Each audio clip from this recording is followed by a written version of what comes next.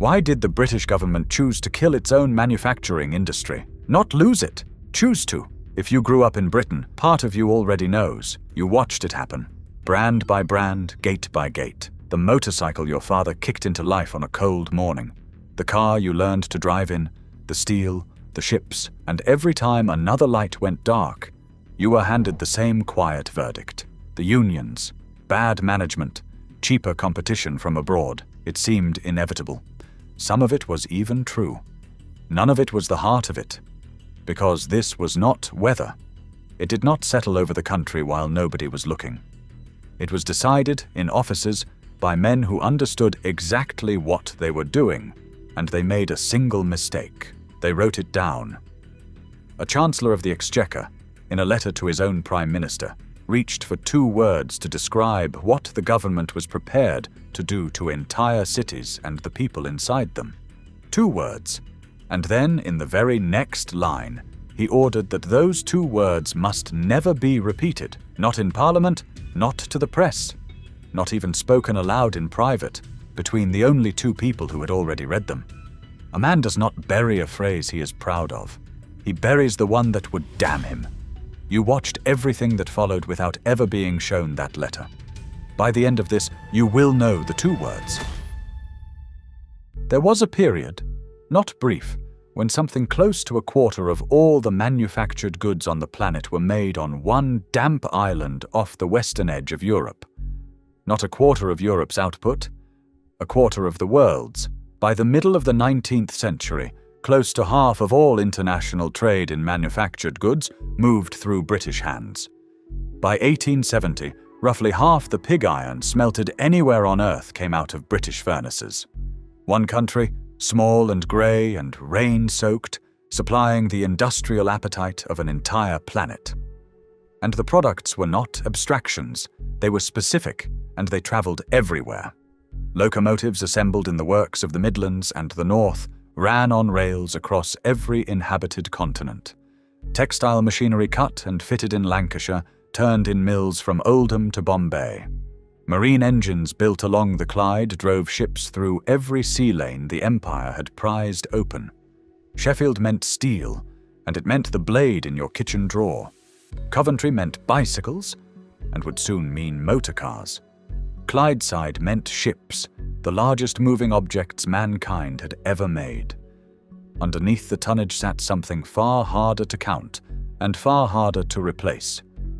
A culture of engineering held not in universities, but in particular streets and particular families. Trades passed from father to son across a workbench. Knowledge that lived in a man's hands, that he could not always put into words but could perform without thinking. Entire towns organized around a single skill, the whole place breathing to the rhythm of one industry. That was the work of generations stacked one on top of another, and once it was gone, it would prove almost impossible to lay down again. Hold that picture in your mind. Everything that follows is a slow subtraction from it. By 1900, the lead was already narrowing, and the people narrowing it were doing something Britain refused to do. German steel had overtaken British steel in the mid-1890s. American manufacturing had passed British output around the turn of the century. The rivals catching up were raising tariff walls, pointing the machinery of the state directly at their factories, treating industry as a national project to be defended rather than a private affair to be left alone. Britain's answer was confidence, free trade, while others protected their own. A deep, almost instinctive reluctance to let government steer industry at all. The assumption in the counting houses of the city and the corridors of Whitehall was that the lead was natural, permanent, and would simply hold. The nations closing the gap held no such assumption, and they were the ones building. Beneath the confidence ran the first warning, and it would shape the entire century to come. Sterling was Britain's other great export. The pound was the reserve currency of the empire, and dozens of governments kept their national savings in it. The Treasury had already learned something uncomfortable in its bones. Defending the value of the pound and investing in industry pull against each other. You may favor one. You may not fully favor both. A choice was coming. It had been put off for decades, and it could not be put off for many more. The first man handed that choice was Winston Churchill. Stanley Baldwin made him Chancellor of the Exchequer in November 1924, and Churchill arrived at the Treasury with enormous political self-belief and no formal training in economics whatsoever. On his desk sat a single question: whether to return to the gold standard at the old pre-war rate of $4.86 to the pound. Sterling had floated since 1919. The financial establishment, the Bank of England, the great clearing banks, the men to whom Britain owed money, all wanted the old number restored. The old number meant permanence. It meant solidity. It meant the prestige of empire returned to its rightful place. To his credit, Churchill did not simply sign. He invited the objection into the room. John Maynard Keynes told him, in writing and to his face, that restoring the pound at that rate would leave it overvalued by something like 10% against what the market actually thought it was worth.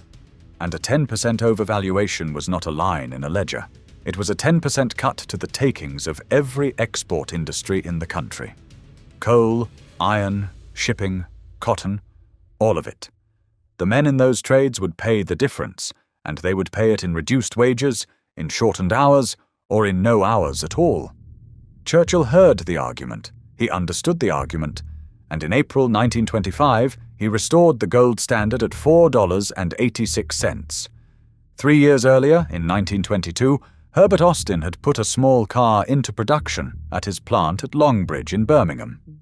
The Austin 7, 165 pounds, built for families who had never in their lives owned a motor vehicle. By the spring of 1925, Longbridge was expanding, the workforce was swelling, and the presses were running flat out. Stand on that floor for a moment. The heat of worked metal. The oiled weight of a steel panel lifted warm off the die, exact, ready to bolt down. The whole shed at full stretch and full noise. The man who had just quietly reduced the earnings of every exporter in Britain had never once set foot in that building. And the man who built the 7 was never asked what he thought. The reckoning came quickly. In May 1926, the country fell into the general strike, 9 days that turned Keynes's arithmetic into pickets and closed pits. Keynes had already published the mechanism in plain language in a pamphlet whose title left no doubt where he laid the blame, naming the Chancellor directly. Churchill did not reverse himself.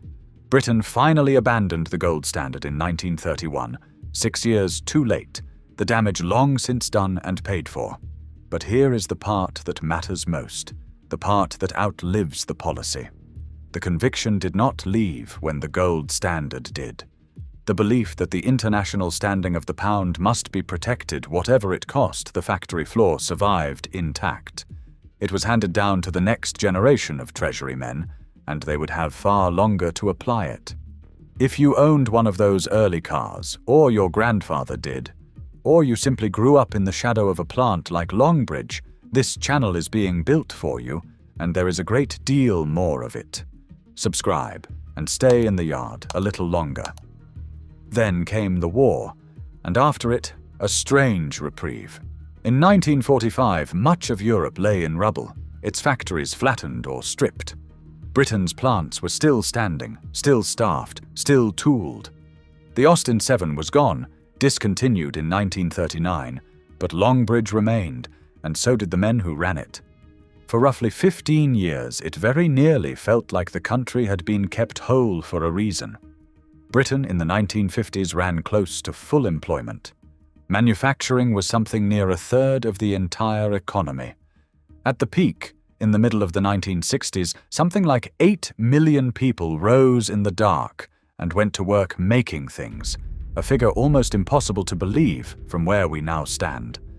In June 1958, Longbridge put a new car into production, the Austin A40, its shape drawn by the Italian house of Pininfarina. And by the year's end, the plant was turning out something like 400 a week. Every street had one, or was saving for one. It was assembled 10 minutes from where half the men who built it slept. And when it broke down on a Sunday, There was a fair chance the fellow who came to fix it had also helped to make it. Listen to that plant at 6 in the morning. The shift horn cutting the cold. The smell of cutting oil and pressed steel hanging in the air. The warm, precise weight of a door skin lifted straight from the press and made to fit. More than 25,000 people inside one perimeter fence, and clustered around them the rest of it, the toy makers and the train makers and the motorcycle works, a whole economy of hands. The trap, though, was already set beneath the prosperity. The pound was still a global reserve currency, and by the early 1960s, more than 40 countries held their national reserves in sterling. Britain could not let the pound slide without breaking faith with every one of them. So each time industry grew fast enough to strain the balance of payments, the Treasury reached for the brake. Interest rates up. Credit tightened. The expansion choked off before it could gather. The economists gave it a mild little name: stop-go. What it meant on the ground was harsher than the name aloud. Investment decisions that needed a 10-year horizon were being made inside a 6-month window. And this is not a footnote to the story. It is close to the whole engine of it. A factory is a long-term thing. A press line, a tooling program, an apprenticeship, an export relationship. None of these can be built and proven inside a single political or financial cycle. When the machinery of the state is tuned to defend a number by next quarter, the things that take a decade simply never get funded. That contradiction, short money against long capability, would kill more of British industry than any foreign competitor ever managed. That contradiction, short money against long capability, would kill more of British industry than any foreign competitor ever managed. Harold Wilson walked into Downing Street in October 1964, promising what he had called, the year before, the white heat of technology. And he meant it. Within weeks, his own advisors were telling him the plain truth. The pound had to be devalued to break the trap. He refused. What followed was 3 years of defending the rate, Treasury support operations, dollars borrowed to hold the line, the entire apparatus of government bent toward protecting a single figure. And the modernization Wilson had promised was precisely the thing that paid for it. At Longbridge, some of the machinery had not been renewed since before the war. The money that should have re-equipped it was being spent, instead holding up the pound. On the 18th of November 1967, sterling fell anyway, from $2.80 down to $2.40. The following evening, Wilson went on television and assured the nation that the pound in their pocket had not lost its value, a sentence that would follow him to his grave. The trap he had refused to break for 3 years had broken itself, too late, at ruinous cost, with industry carrying the weight the whole way down. In June 1970, Edward Heath won the election, and a new doctrine came in with him. At the Conservative conference that October, his industry secretary told the party that the government would no longer prop up what he called lame ducks, businesses that could not stand without the state's arm around them. He did not name the shipyards of the Upper Clyde. He did not need to. Everyone in Scottish industry understood exactly what the phrase was pointed at. Upper Clyde shipbuilders had been assembled in 1968 out of a government inquiry that had found British shipbuilding fragmented, starved of capital, and structurally unable to match Japanese and Swedish yards building at half the cost. The merger had been a half-rescue. Tidy the ownership, but do not fund the modernization. By the middle of 1971, the company was losing money. The government declined to lend it the bridging finance it needed, and a liquidator was appointed. On the ground, that meant around 8,000 jobs under immediate threat, and perhaps 20,000 more down the supply chain. The communities strung along the river had been built wholly around those yards. And here the men inside did something without precedent. A senior shop steward named Jimmy Reed, Glasgow-born and Glasgow-shaped, proposed not a strike, but a work-in. The men would not walk out. They would stay and keep building the ships and simply refuse to let the closure happen around them. Beside him stood Jimmy Airlie, and together they imposed on the occupation a discipline that changed how the whole country saw it.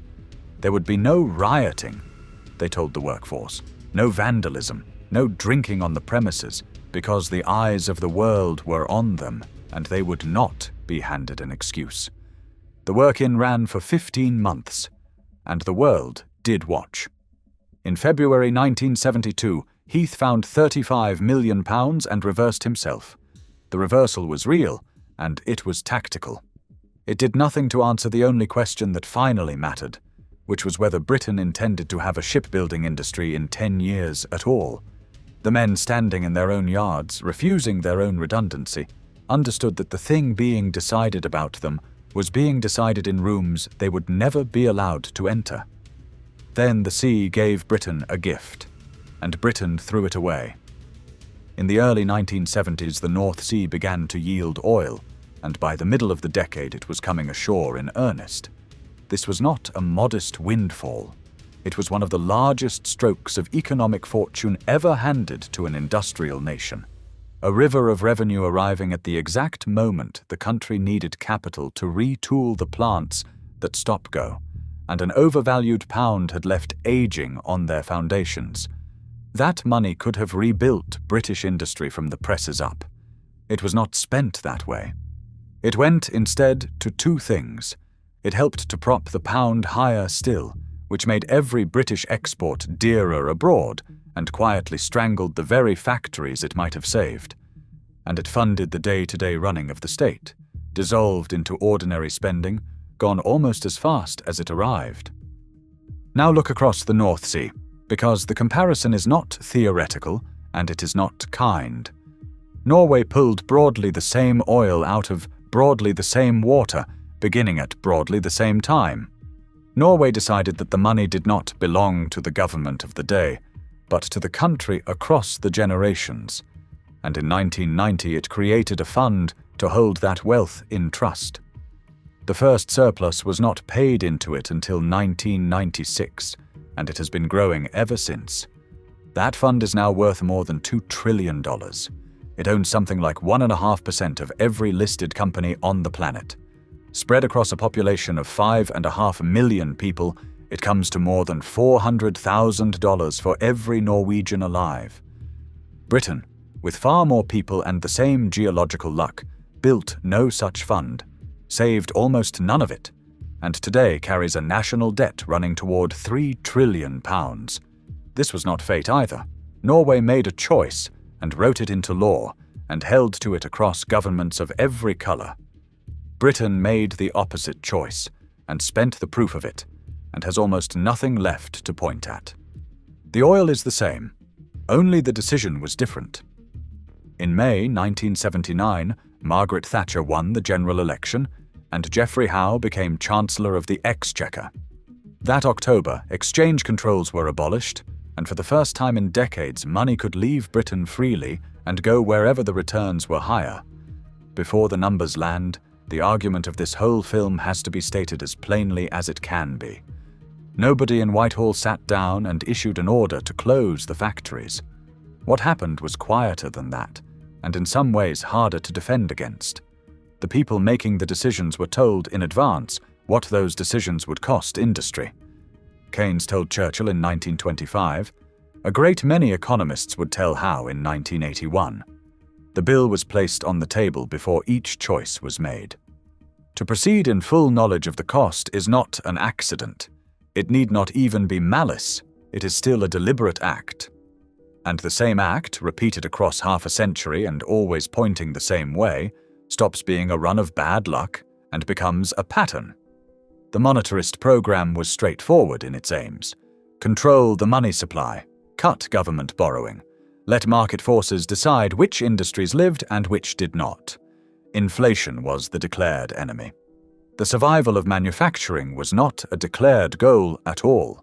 Between 1979 and 1981, the pound rose around 30% on a trade-weighted basis, lifted partly by that North Sea oil, and bank rate reached 17%.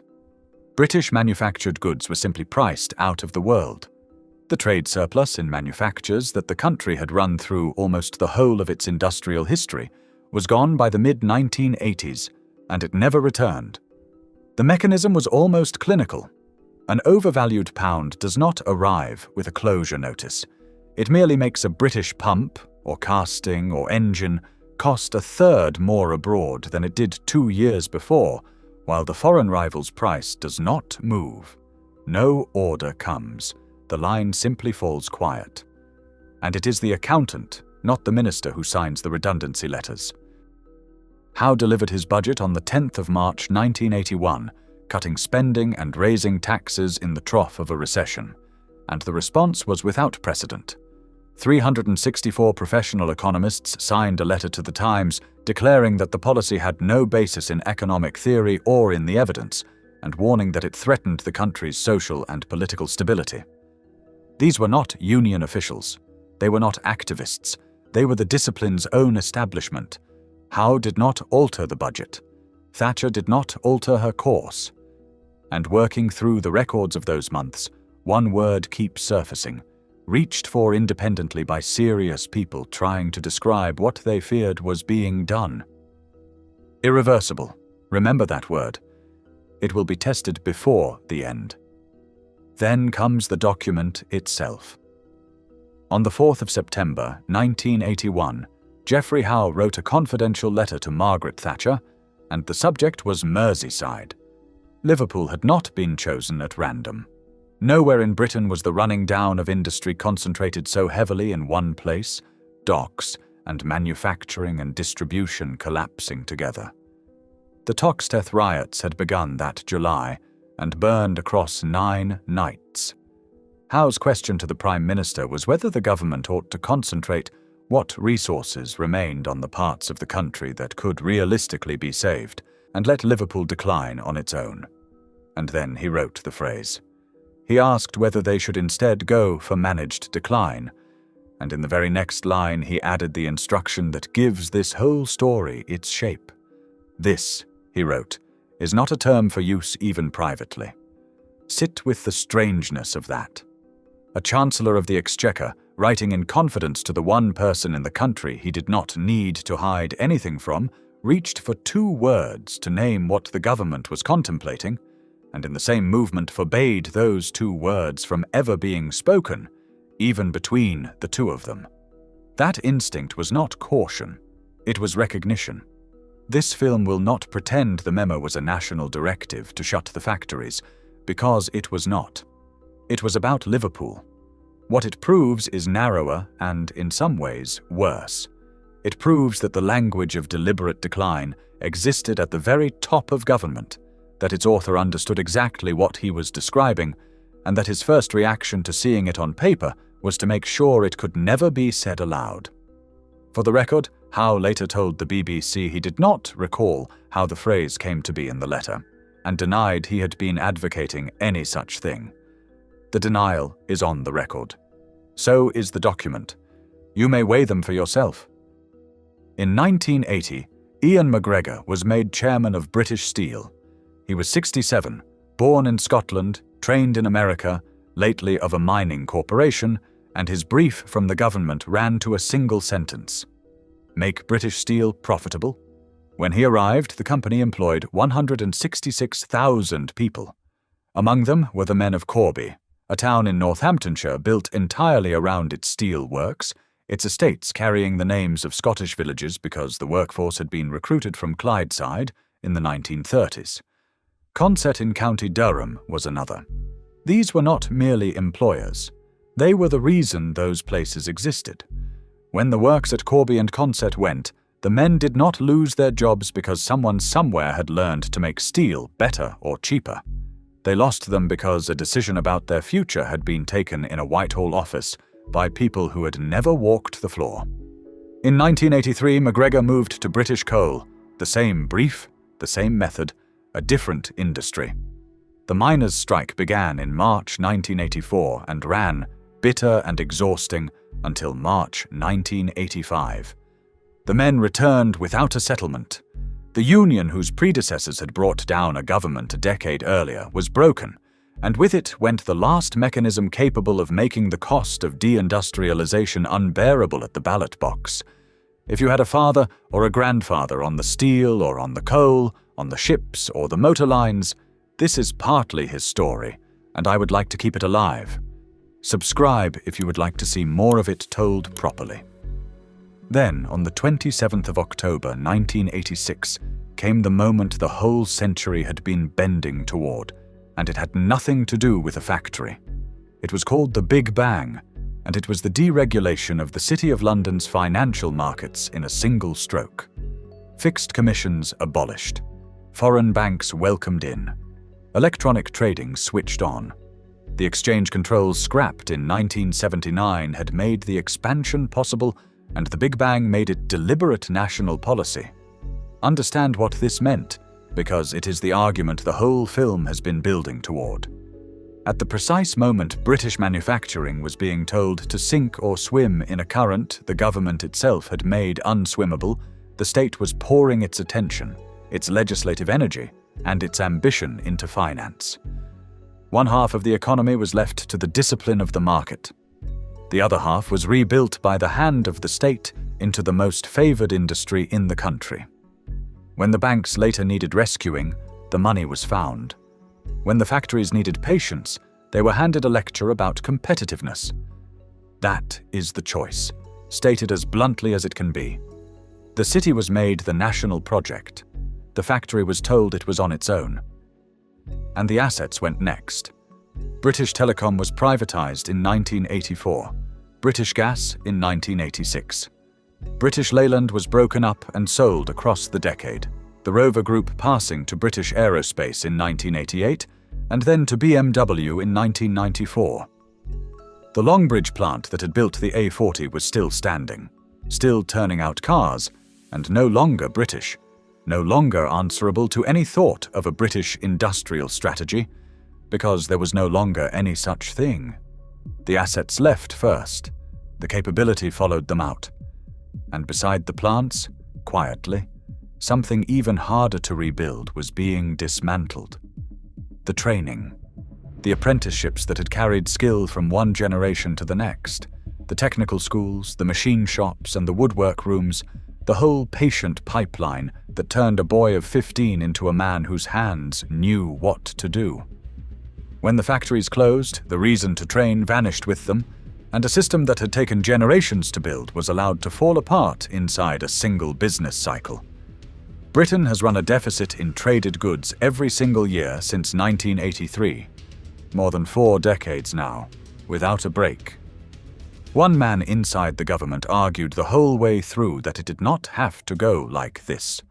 Michael Heseltine had been Environment Secretary since 1979, and in October 1981, 1 month after Howe wrote the Managed Decline letter, he toured Liverpool in the smoke of Toxteth and came back to Cabinet with a recovery programme for Merseyside.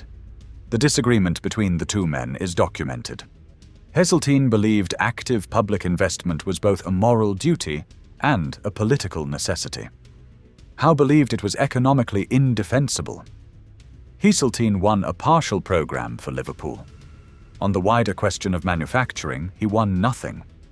He returned in 1992 under John Major as President of the Board of Trade and produced a white paper arguing for state support of strategic industries, the thing he had believed his entire career.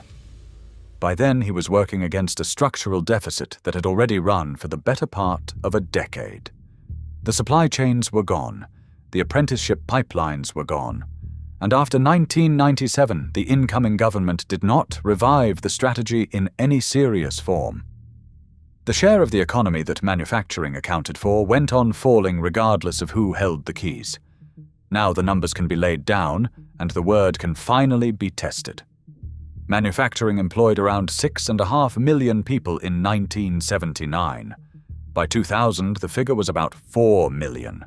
Today, it is roughly 2.5 million. As a share of the whole economy, manufacturing fell from about 30% in 1970 to 17% by 1990 to somewhere below 1/10 of the economy now. Britain has fallen out of the top 10 manufacturing nations on Earth for the first time in the industrial age. Set that beside Germany, whose manufacturing sector still stands at close to 1/5 of its economy, more than double the British share, held steady through deliberate policy across governments of the left and the right. Of all the advanced economies tracked across the second half of the 20th century, Britain shed a larger proportion of its manufacturing employment than any of them save one. This was not the inevitable direction of travel. It was specific to Britain. It was reversible in theory right up until the moment it was not. So test the word the economists reached for. Irreversible. Is it true? Here is the honest answer, and it is more frightening than a simple yes. When a factory closes, the skilled workforce scatters within about 5 years, and the men do not come back. The apprenticeship pipeline that took a generation to fill collapses inside a single cycle. The supplier network dissolves, and it dissolves from the bottom. The small specialist firms first, the tool makers and the finishers and the platers, and once they are gone, the large manufacturer cannot restart even when the political will finally appears, because there is no longer anyone to make the parts it needs. And the knowledge in the hands, the 1,000 small adjustments a machinist makes without ever being able to explain them, cannot be recovered from a manual or a retraining scheme. It has to be lived over years. So in the practical sense, the sense that matters to a real place with real people in it, yes, the word was exact. A bridge was burned. But do not mistake a burned bridge for a law of nature. It was never irreversible in the way the sunrise is irreversible. It was made irreversible, choice by choice, each one taken in full knowledge of the cost, until the ground beneath a recovery had been dismantled and there was nothing left to stand a recovery on. That is the truth the word conceals.